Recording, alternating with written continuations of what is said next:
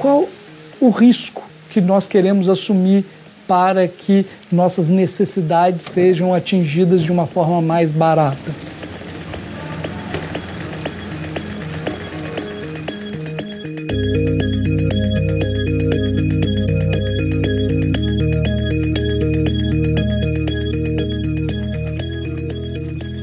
Nós todos, muitas vezes, vivemos numa espécie de dependência tecnológica, mas também vivemos numa cultura da urgência, em que tudo é urgente.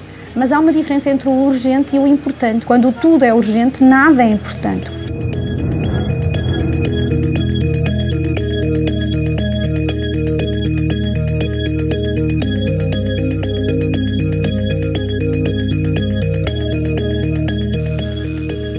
Eu faço parte daqueles que tiveram imenso entusiasmo com tudo que era chamado de economia do compartilhamento, e eu constato que essa economia do compartilhamento se converteu no seu contrário.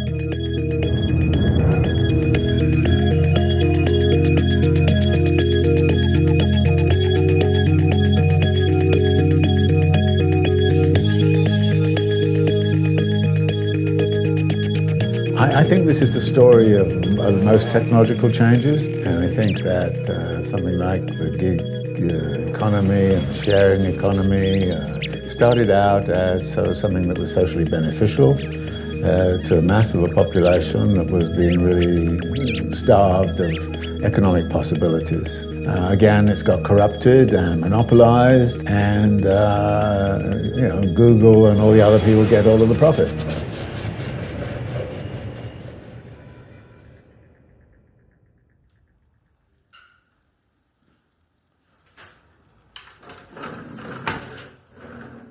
Quando eu fiz o curso de serviços domésticos, eu comecei pelo aplicativo, que é essa agência, né, que eu tive uma oportunidade. Foi muito bom no começo e quando estava terminando a turma, aí a agência mandava um funcionário ficar lá e fazer o cadastro. Então a professora já passava tudo, o perfil, qual o aluno melhor, que é aquele que realmente ia levar a sério. E foi assim que eu conheci esse aplicativo e me cadastrei.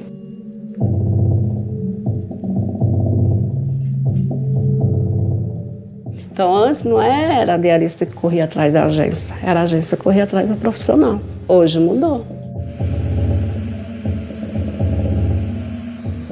No começo, dava para pagar minhas contas, porque 4 horas era R$88. Até um ano estava muito bom. O último sábado do Natal, eu aceitei uma diária. Estava lá 4 horas. Eu falei, 4 horinhas, então eu vou, né? Tá pouco, mas eu vou. E a cliente me perguntou, quanto você ganha nessa diária de 4 horas? Eu falei, R$74. Ela falou, não acredito. Você acredita que a agência me cobrou R$180 porque é Natal e é sábado. E eu peço o serviço na semana, R$120, 4 horas. E não me repassaram esse valor, que cobrou a mais da cliente. Então, assim, eu não gostei, foi uma coisa assim, foi me desanimando, foi isso. Porque caiu muito o valor e aumentou o serviço.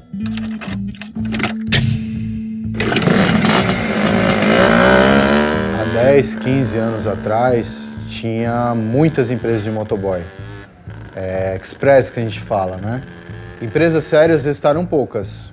Com a chegada dos aplicativos, eu ouvia dizer na rua que era muito bom, porque você ganhava relativamente um pouco a mais do que você ganhava na Express. Então, a facilidade do aplicativo foi essa, que você, na rua, no lugar que você tivesse, iria tocar uma corrida mais próximo de você. Mas tem um pressuposto aí de que você, pro aplicativo, você é considerado autônomo. Então, se sua moto fosse furtada, se você sofresse um acidente, se você for roubado na rua, é tudo por sua conta.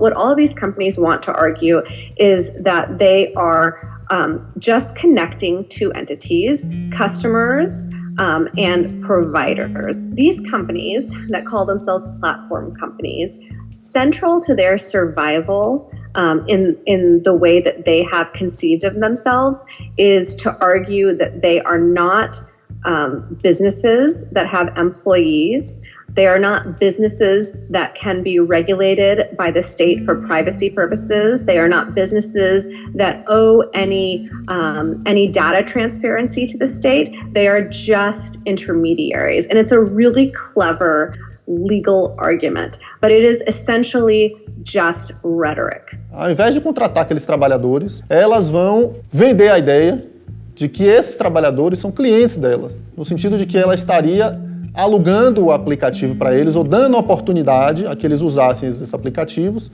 e o que elas recebem, o lucro delas, vem do aluguel ou da participação desses trabalhadores no uso desse aplicativo. Então é uma inversão completa aí do processo real que se estabelece.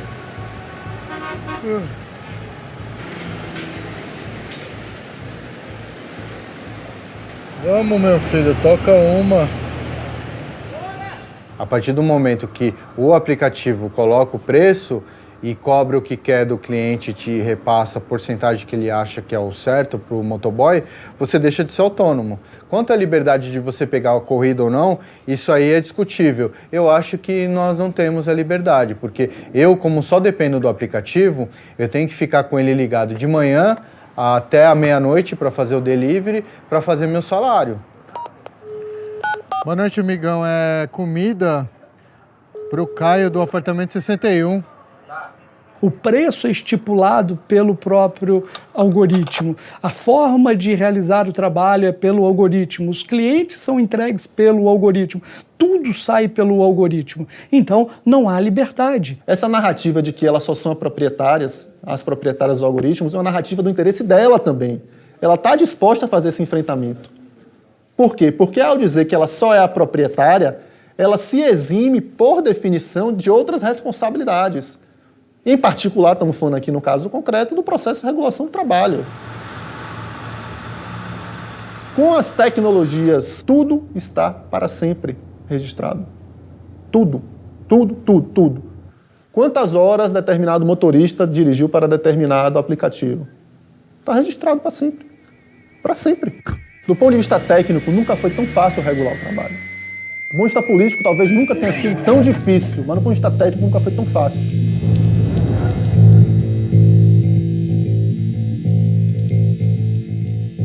Since the 1970s, we've seen companies shed their role as direct employers to drive down costs. So instead of employing a large number of workers within a particular business and being responsible to and for those workers, companies have subcontracted their work to smaller businesses or outsourced it to individual contractors. Now, once you compress the incentives from the top. And to some degree, I see the neoliberal move as being an answer to what the 68 movement was about, which was about individual liberty and freedom.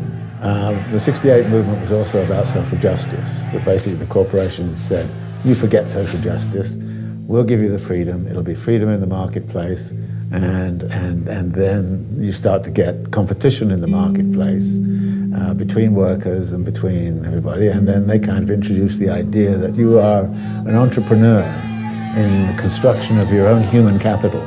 So we get this human capital theory, which starts to become dominant as a political strategy.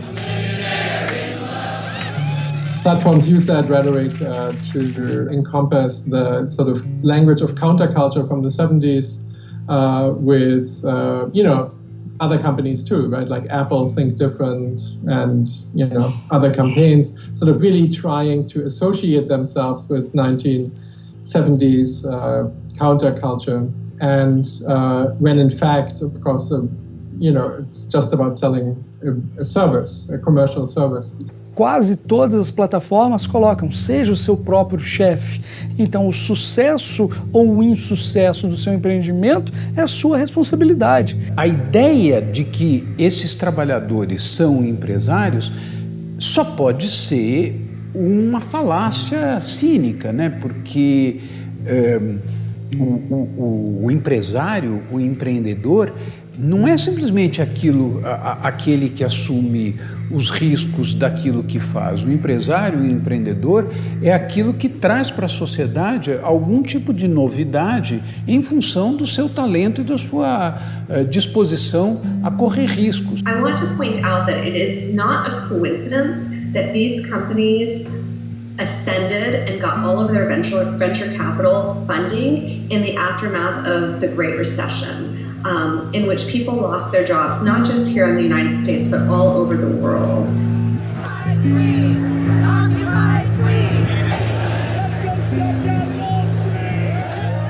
So in the beginning, this was very much about a genuine sharing economy, but then the logic of venture capital played out, right? And then you had the financial crisis, which really helped these platforms to find workers that were willing to work for, very little money and also give up their worker rights that came with employment, right?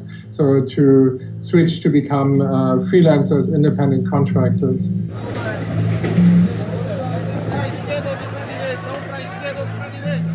Toda plataforma, para funcionar, ela tem que ter uma multitude.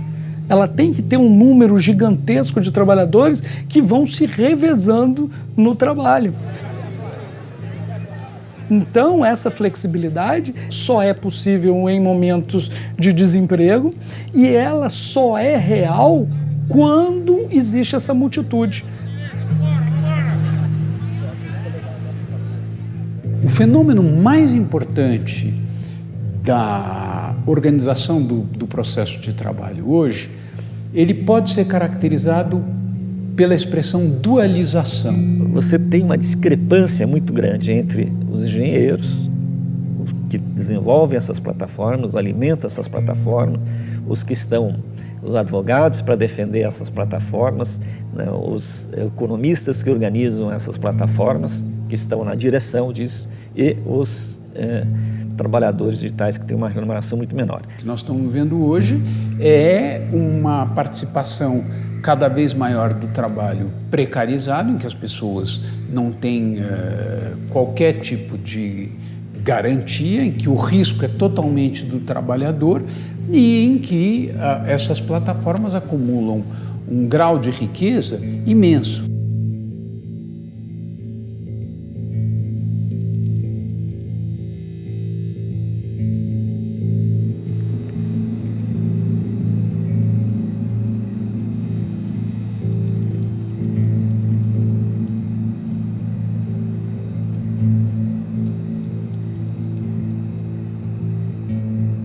Poderia ser qualquer um de nós, né? Eu estava em serviço, inclusive. Poderia ter pego essa corrida. E o motorista do aplicativo Uber foi morto a facadas nesse fim de semana em Londrina. Este já é o terceiro caso de motorista do aplicativo que é morto no Paraná em menos de 2 semanas. Eu parei o carro bem aqui próximo, a ambulância já estava posicionada ali, ele já estava em atendimento. O carro do Vanderlei ele estava parado, é um Gol branco, ele estava parado próximo aqui da lombada e mais à frente tinha os carros de polícia e a mancha de sangue, uma poça de sangue junto com a camiseta que já tinha sido rasgada para fazer o atendimento. Eu perguntava o que tinha acontecido, eles só falavam, é Uber. O Uber foi morto aqui no local.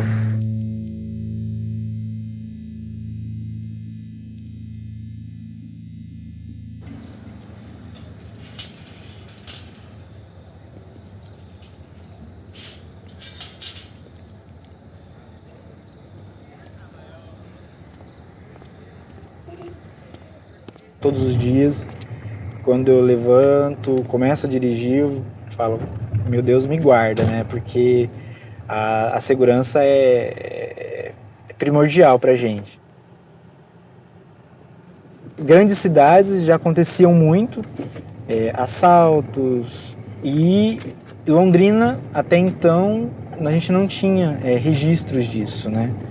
Após aí a morte, a informação da morte do Vanderlei, a gente começou a se mobilizar pelas redes sociais mesmo, pedimos o apoio para poder comparecer no velório, desde o velório, para dar esse apoio à família, e fizemos aí uma carreata em direção ao enterro e também, posterior a isso, em direção ao escritório do aplicativo aqui na cidade. Foi um verdadeiro buzinaço assim na cidade, paramos realmente o trânsito em prol desse ocorrido. Ei, dona! Vai, tranquilo? Depois da morte do cara lá, eu fiquei com medo. Fiquei cabreiro. Não dá, né?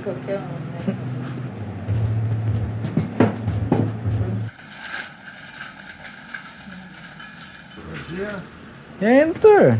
Bonzinho? Roberto, esse é o Alex. Em menos de 20 dias você ter 2 mortes realmente foge um pouco da realidade que a gente estava vivendo nesses 1 ano e 7 meses que a gente estava aqui. Comecei, cara, no primeiro dia do Uber em Londrina. Foi no dia 16 de agosto de 2016, né? Naquela época, logo lá no começo, a gente fazia R$200 em poucas horas. Hoje, para você fazer R$200, você tem que trabalhar 8, 10 horas, dependendo do dia ou mais. Esse boom de motorista que deu quando iniciou, né? Que todo mundo não pensava nessa parte dos riscos. Todo mundo só pensava no dinheiro que ganhava. Só a parte boa. Né? Aí essa despesa que você tem de seguro, né? Por tua conta, mecânica e tudo mais. E o risco que você está correndo. Eu dirigindo, nunca fui assaltado. Dirigindo, eu fui chegando em casa. Eu tinha acabado, tava com R$500. Tava um iPhone, levou tudo. Chegando em casa, mas inclusive. daí o aplicativo te ressarciu. Ressarciu. Tô esperando até hoje. Depois de 6 meses trabalhando no Uber, eu aprendi. Falei, não, é cada um por si, que Deus ajude a gente a não morrer, né? Porque o risco é diário, as situações são críticas, os benefícios para o usuário é muito maior que o benefício para os motoristas que estão todo dia na luta, ali todo dia, né? Fora que se você não tiver um seguro também, você está arriscado a qualquer momento você sair e não voltar para casa, né? Seguro? Como assim seguro? Seguro da moto, por exemplo. Não faz seguro da moto? Não faço seguro da moto. Cara, ó, falar pra você. O cara fazer seguro de moto, pagar internet, pagar gasolina, manutenção da moto, não dá, cara.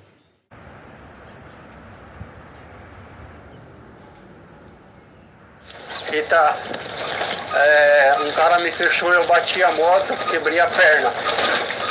Eu tô indo pro Hospital das Clínicas. Esse lado aí que furou a tampa do motor foi o lado que quebrou a perna, mano.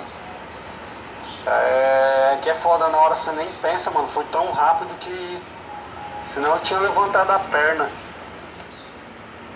É assim, parça, quando você for bater no carro, nunca tenta tirar do carro. Porque você vai pegar sua perna. Quando for assim, você dá no meio logo, vai lá no meio. Bate e vai pra frente. Aí você quebra o vidro do cara e dá um prejuízo a mais pra ele e não se quebra tanto. Entendeu?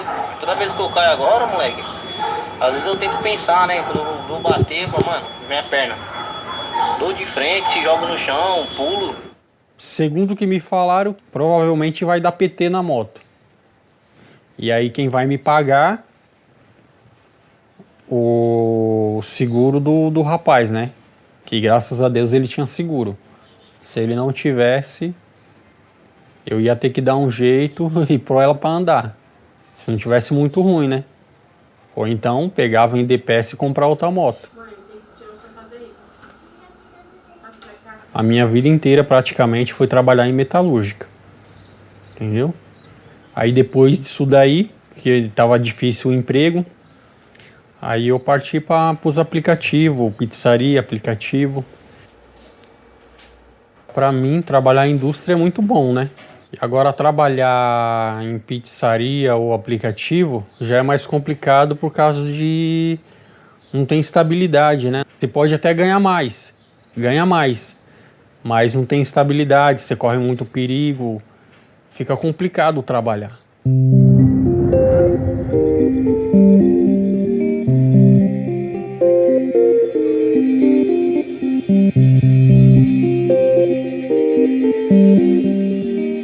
Uma sala, uma cozinha, 2 quartos e 2 banheiros.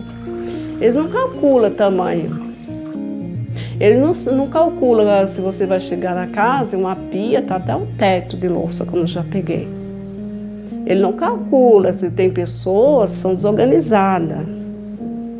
Você não consegue limpar o chão se não tirar aquela monte de brinquedo, monte de roupa, monte de sapato, né?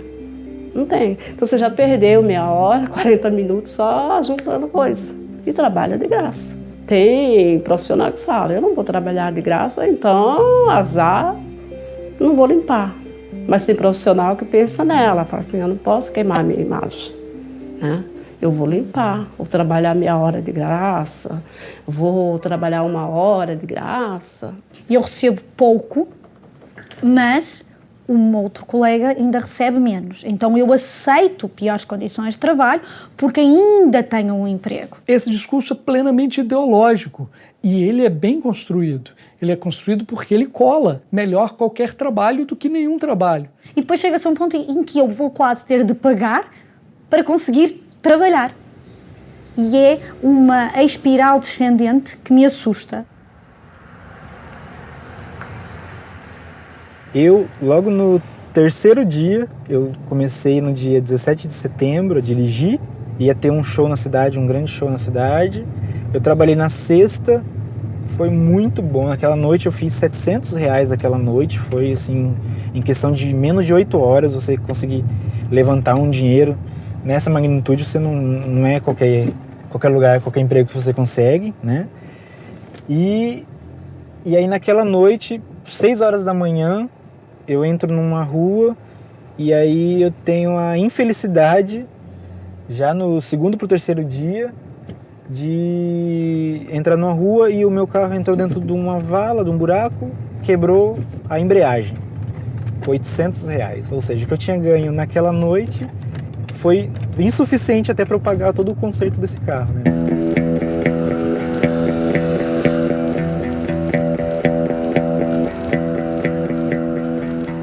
Vai pegar todo mundo de alguma forma, né? E tá subindo o lodo de baixo para cima. Quem conseguiu juntar mais dinheiro e tá mais em cima vai, em teoria, não vai chegar nele o lodo. A única coisa que eu fiz é que eu me expus antes a um sistema de precarização que eu acho que está começando a iniciar de uma forma mais democrática no Brasil, né? A grande democratização desses períodos está saindo na precarização do trabalho, na precarização das condições de vida. Eu sou do interior de São Paulo, vim para São Paulo para fazer faculdade, vim estudar publicidade, propaganda na USP, passei, tinha 20 anos de idade, era o dia da matrícula, era o dia do meu aniversário de 20 anos. E com o tempo fui indo para a área de produção de vídeo, produção de TV. Eu me vi com pouco trampo de produção, porque eu era freelancer, num cenário que pouca gente estava filmando. E precisando pagar aluguel, sabendo que eu ia continuar em São Paulo. E foi assim que, sem grana e prestes a ter que se sentir derrotado, voltar para casa da mãe no interior porque estava sem grana e sem trampo, um amigo meu me ofereceu um carro que estava parado e falou, cara, a galera tá fazendo Uber já há um tempo aí. Fui consciente que eu não ia ganhar dinheiro, mas pelo menos ia girar dinheiro para eu me manter esse tempo aqui. O meu início era de muita tensão, assim. Colocava o dobro de pressão sobre o volante. Se eu batesse o carro que eu dirijo, o meu carro, né, eu arcaria com essas responsabilidades. Assim. Ter essa noção de princípio para mim foi meio aterrorizante, assim, de chegar em casa depois de dirigir umas 10 horas e lembro de dormir e acordar com sonhos ou coisas que eram entrando num poste, atropelando alguém, tipo assim, o sonho em movimento. Assim. No resto do mundo existe uma certa maturidade maior com o momento desses aplicativos e do serviço prestado. Lá fora era tão óbvio que era um serviço, uma relação de trabalho precarizada antes de um serviço diferente. Aqui é justamente o contrário, é visto como um serviço diferente. No Brasil é normalizado alguém se ferrar para dentro de qualquer relação de trabalho. A gente aprende isso dentro de casa, com a dependência de empregada. Então esse modelo que a gente chama de uberização, né, que muita gente tem chamado de uberização, ele entra também num circuito que não é só um circuito da classe trabalhadora mais precarizada, que sempre teve uma ausência de direitos trabalhistas sociais, mas abre um buraco maior entre a classe média também, né, entre trabalhadores criativos, né? A gente foi pensar setor de comunicação, principalmente, abre uma brecha de ausência de direitos que antes não existia. And of course, for somebody who works for 10 hours a day for a company and has this sort of algorithmic boss that directs their daily movements, this is, I think, pretty obviously employment, but the gig economy has many shades of gray, right? So that makes the whole perception of these platforms very different.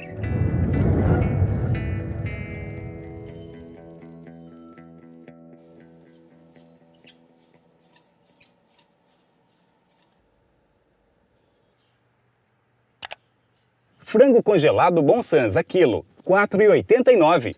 Leite em pó Ninho instantâneo e integral, lata 400 gramas, R$ 9,49.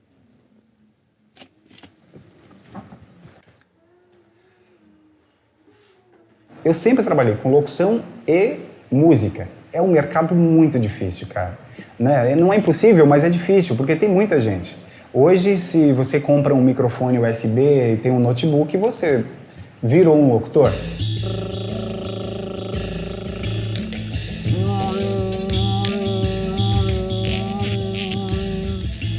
Segunda-feira, terça-feira. No começo você perde para ganhar. Então a gente começou com um valor simbólico. Vamos fazer por R$25, lá R$30 uma locução. Eu sou a voz do seu candidato a deputado. Vote na coligação.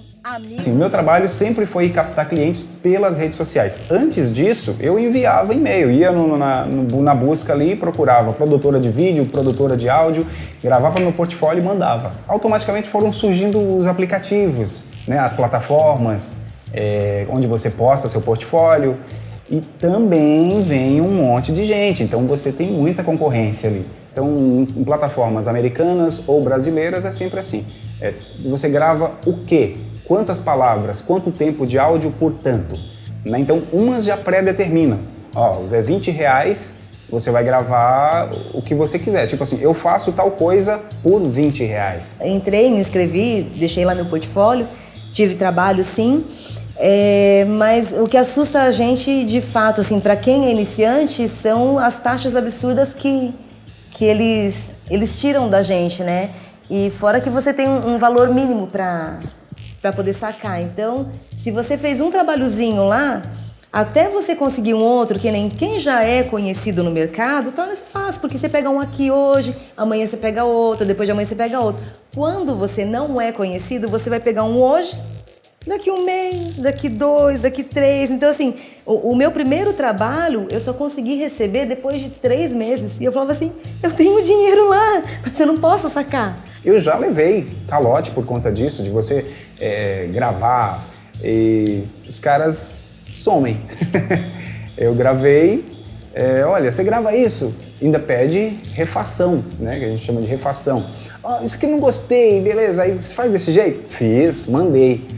Aí a pessoa desativa perfil, some, por R$50, por R$100.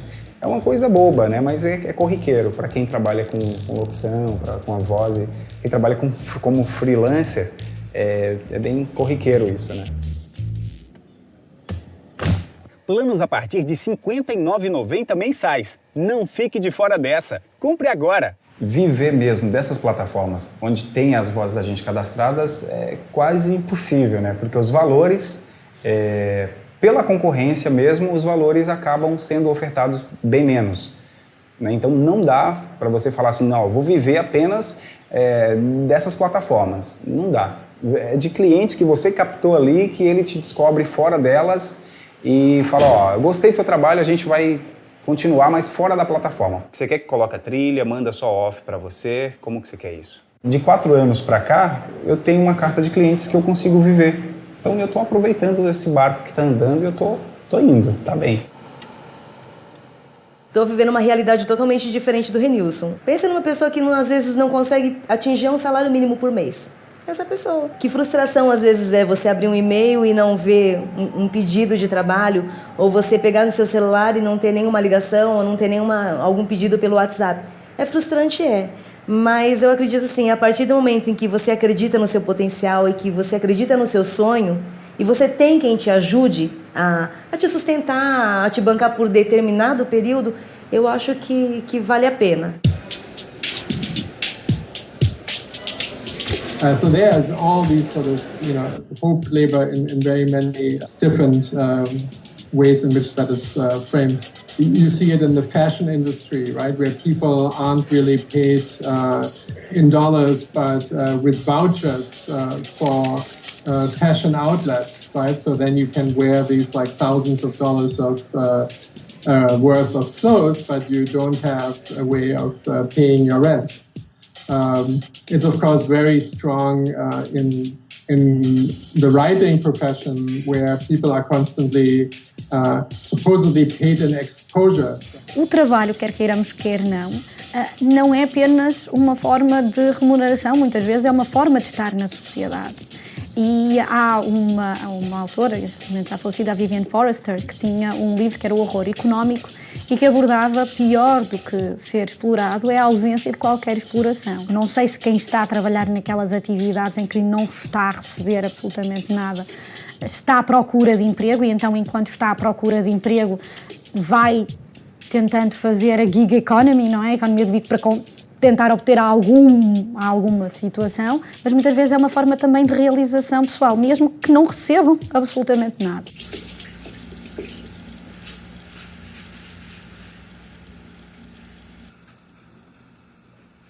Na hora, com certeza, veio o dinheiro. Primeiro, dinheiro, legal. Mas é gol, gosto também. É esporte, legal. Entretenimento não tem, eu tava fazendo academia, musculação, então vamos correr no campo. Entendeu, Silas? Tá tranquilo, pô. Não, sem problema, já tô a caminho aí do campo. E a gente vê isso na hora. Esquenta a cabeça não. Obrigado pela atenção. Até daqui a pouco. A gente se vê em campo, pô. Como eu tinha Uber, tinha 99 táxi na época, já tava estourando as startups no mercado. E aí falei, legal. Eu fiz o meu cadastro no site beta deles na época, e em junho de 2016, e aí em agosto, no mês do meu aniversário, os caras lançaram o aplicativo.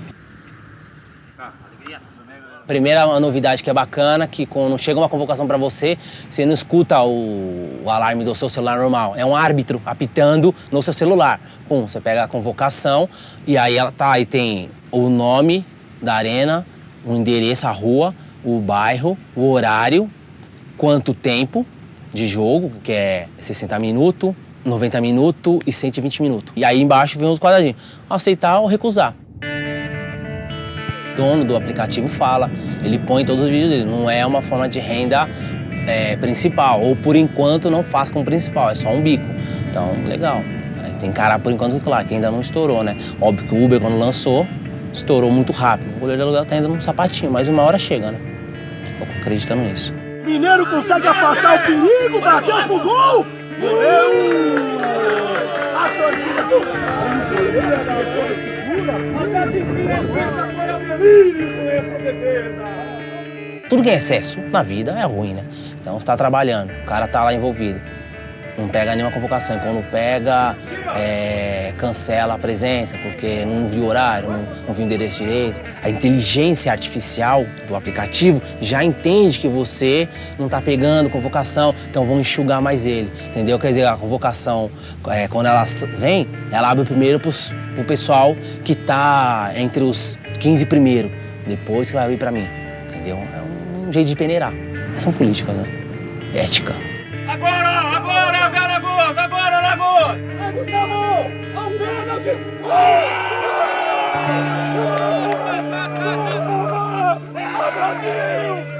Ficar entre os 10, 5 primeiro é bacana.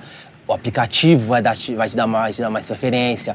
Também tem premiação do aplicativo, que você viu lá na fanpage do Face. Tem o topper da luva, tem camiseta aquela que não sei se você viu, não, o moleque não viu. O outro goleiro que faltou hoje tem a camiseta de número 100, que é o número de jogo que você tem, uma camiseta que você ganha. Então você tem uma segunda camiseta que você pode deixar uma lavando e vir com a outra, entendeu? Então tem motivação pra caramba no aplicativo.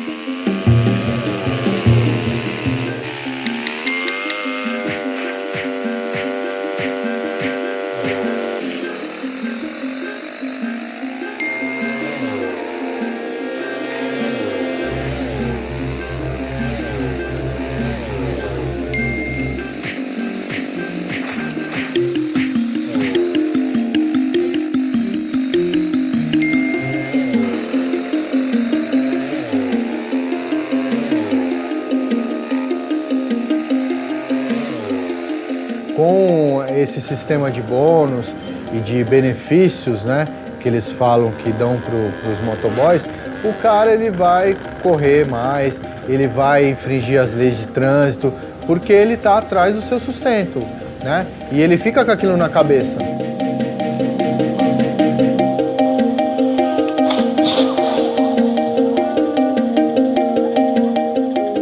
Who is liable? Is it the low-income worker who has such shallow pockets? In San Francisco, it was a little girl who was killed on the street by an Uber driver. The family wants to hold someone liable. Who do we hold liable? Do we hold the Uber driver liable? Is he an independent contractor?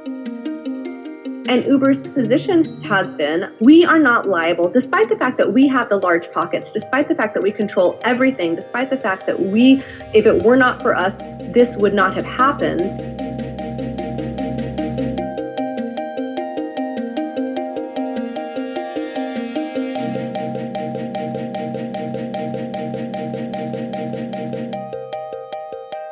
Por isso que fala que a tecnologia é bom e é ruim ao mesmo tempo. Ele tá lá com a cara no smartphone, no aplicativo, a minha meta, eu vou bater a tantos reais por dia, eu preciso desse bônus porque a minha família precisa, porque eu preciso trabalhar mais para ganhar mais, né?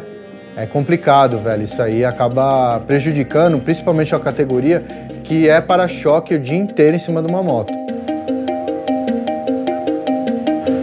No fim das contas, a gamificação, que é um conceito que vem com força agora, não é necessariamente uma coisa nova, mas é uma coisa que é potencializada com as tecnologias de informação e comunicação. Um exemplo bobo, né, mas do funcionário do mês, né? Quer dizer, você estimula uma competição para as pessoas baterem a meta, elas nem percebem que estão competindo entre si para bater a meta necessariamente para aumentarem sua produtividade, mas elas se inserem nesse jogo. E ao se inserir nesse jogo acabam contribuindo para uma produção extra, né, dessa empresa.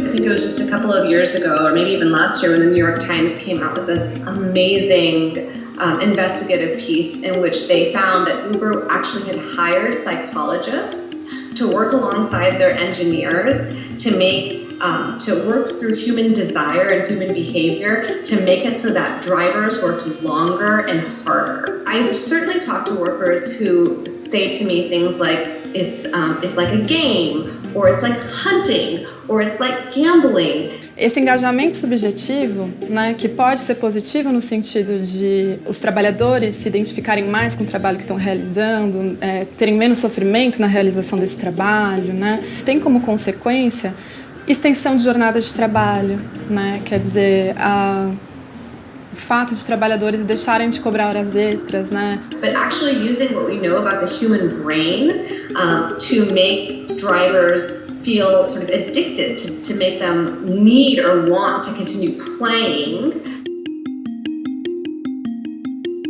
A cultura do Vale do Silício é uma cultura de alta competição, de trabalho intenso acima de qualquer coisa, e você transferir isso para a base da pirâmide da economia digital é de uma crueldade, mas é exatamente isso que está acontecendo.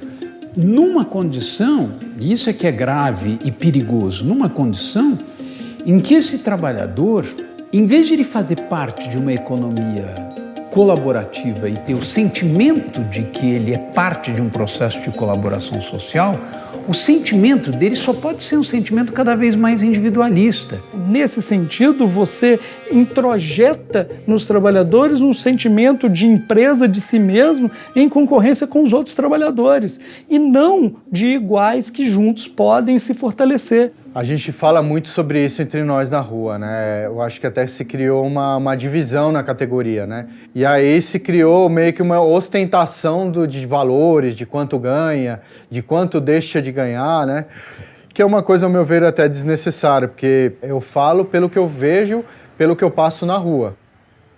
É tudo meio nebuloso, né? Essa situação de direcionamento de corridas, mesmo porque, como eu não tenho acesso ao sistema, eu não tenho como provar. E em toda empresa, a gente acaba até chamando de peixe. Peixe é aquela pessoa que tem favorecimento em algumas situações dentro da empresa, ou porque ele puxa o saco da empresa, ou porque ele faz propaganda para o aplicativo, ou porque ele fez o determinado número de corridas para ganhar uma jaqueta, ou um capacete, ou um bônus de Natal. Olha o que o papai do céu me deu aí, ó. Olha aí, ó. Vou bater 220, sair de casa praticamente 1 hora.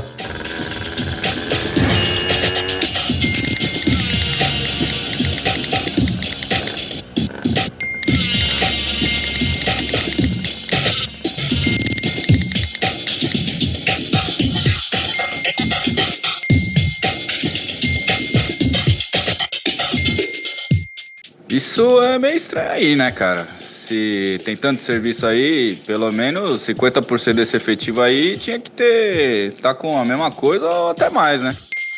Eu não acho legal isso. Agora, se você tá num grupo em que os caras gostam de ostentar, um quer botar que faz mais que o outro, beleza. E tá tendo briga no grupo, é? É mesmo? É mesmo? É briga, é?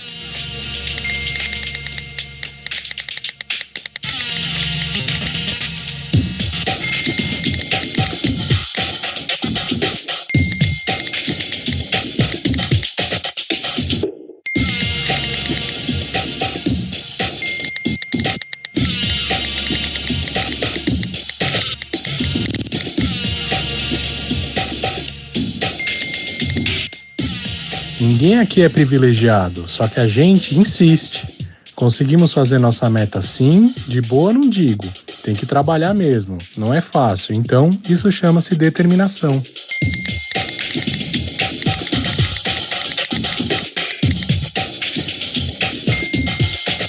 Os caras pensam no aqui e agora, né?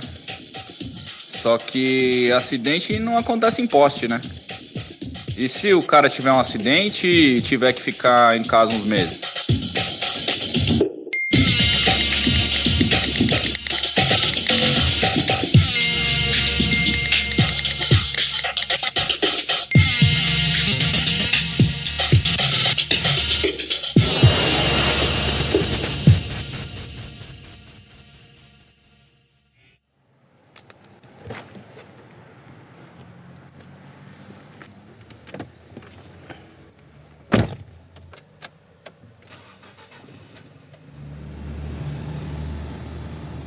Isso acontece pouco, inclusive, vocês estão pegando um acontecimento.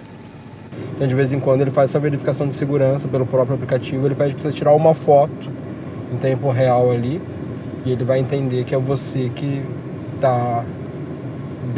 está disponível ali no aplicativo para pegar novas corridas.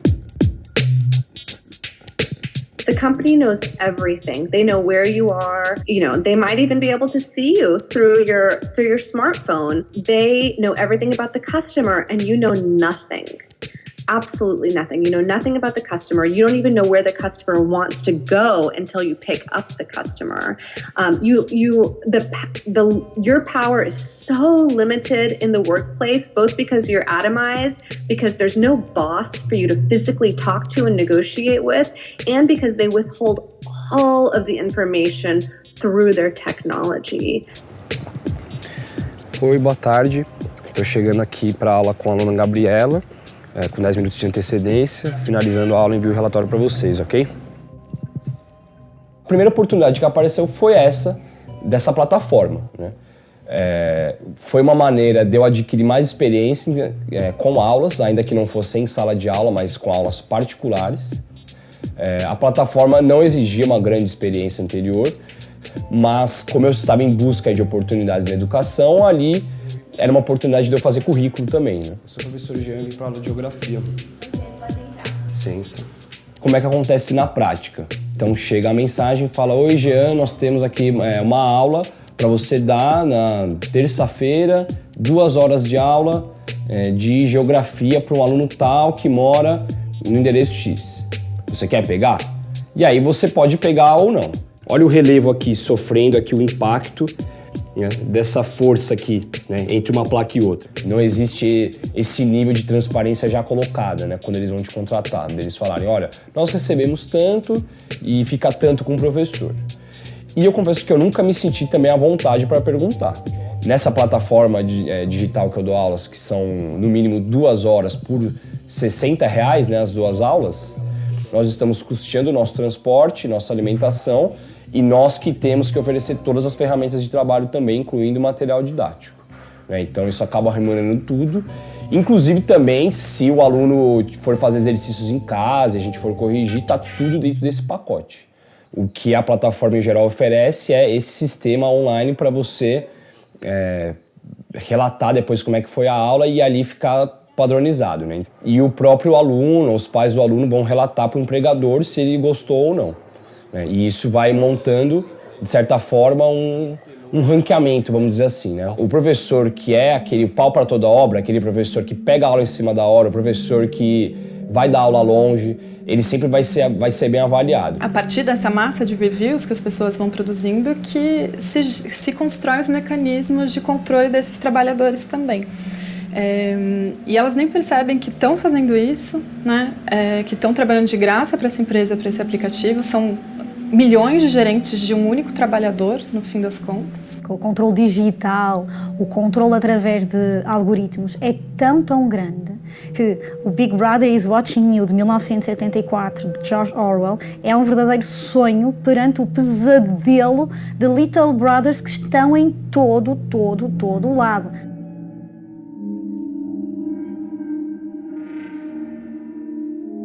Só sobe se for escada, não limpa vidro por fora. Não é para lavar quintal, porque quintal é arriscado. Se pedir para limpar o quintal, não lava. Mas como? Mas é uma coisa assim, se você não lavar, o cliente dá uma nota ruim, depois você não tem serviço. A nota cai lá embaixo, você não tem serviço. Aí você arrisca, se cair, e vai lá e lava.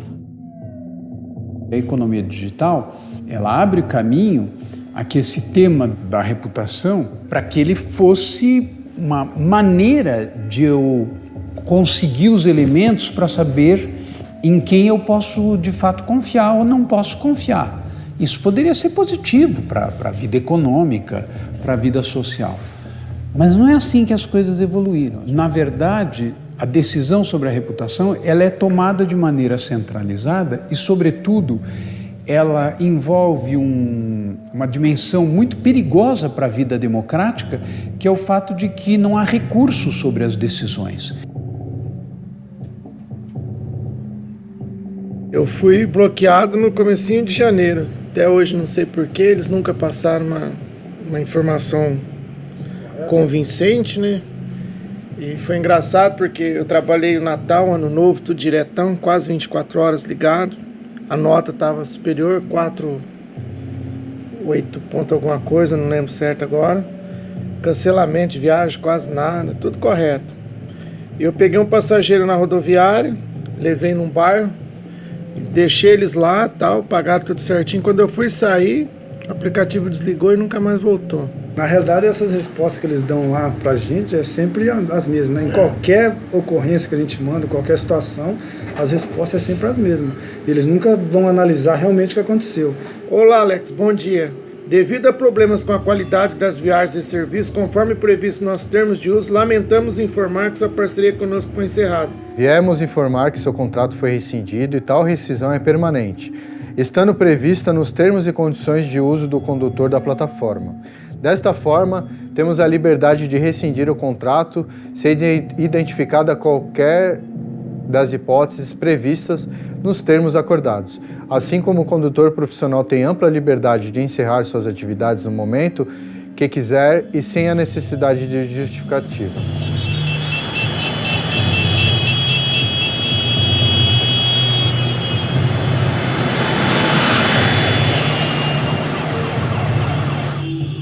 E aí eu estava numa manifestação e fui bloqueado por conta de ter falado e esbravejado de que os valores não estão corretos.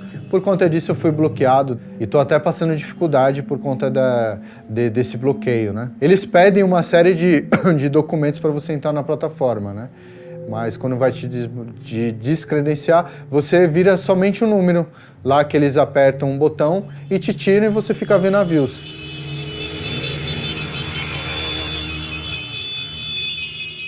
Setembro de 2015, eu fiz 44 serviços, fiz 5.300. Eu vou pegar setembro de... Aqui é 2015, né? Setembro de 2016, um ano depois. O dobro de entrega e menos da metade. Então acho que tem alguma coisa de errado. É o quê? É um bico. Eles estão fazendo da categoria um bico.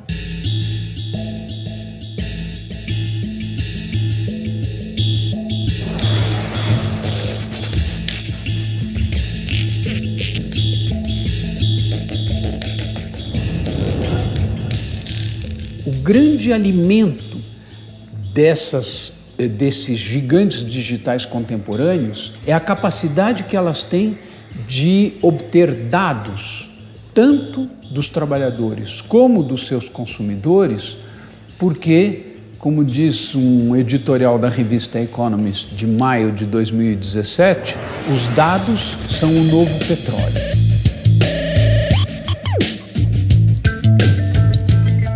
Many people, I think of Uber as the free market, but it's not a free market. It's a market in which the fares are set by the company. The company is often losing money at those rates, but they are nonetheless subsidized by venture capital funding so that they can continue to lose money. Where venture capital investments shaped the way these platforms develop, there is this sort of internal logic to these platforms. O grande ativo que a Uber tem é a quantidade de informações que ela reúne a nosso respeito, com base na qual ela poderá ter uma participação fundamental no carro sem motorista, em várias atividades baseadas em inteligência artificial que só podem operar a partir da disponibilidade de uma massa de informações que uma plataforma como essa dispõe. A maior ameaça que existe hoje ao mundo do trabalho não é a exploração da qual esses trabalhadores, sem dúvida, são vítimas, é a irrelevância.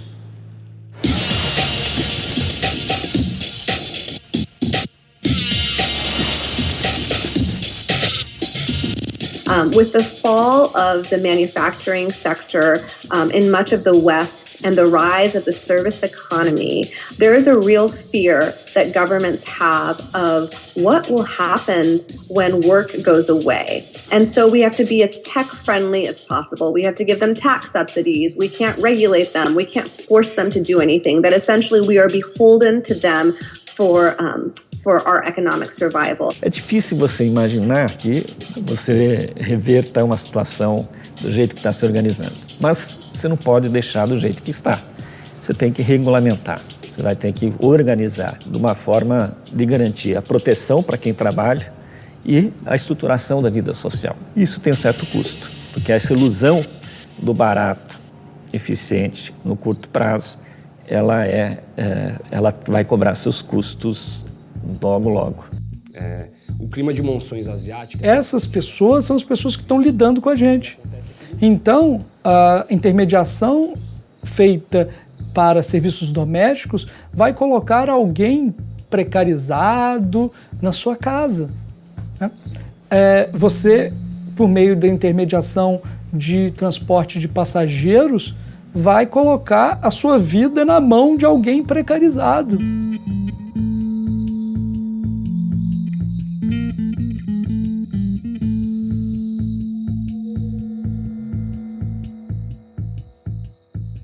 No final dos anos 60, a diferença entre um CEO e um trabalhador no chão da fábrica, ou seja, entre um diretor e um trabalhador no chão da fábrica, eram 30 vezes.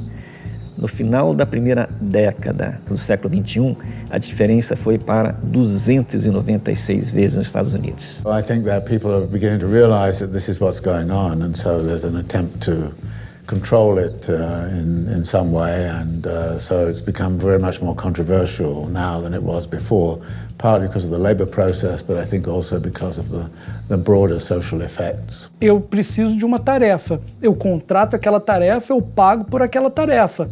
O tempo em que esse trabalhador não está trabalhando, pouco me importa. Os tempos mortos, quem vai pagar? A necessidade de viver quando não há trabalho, quem que vai pagar?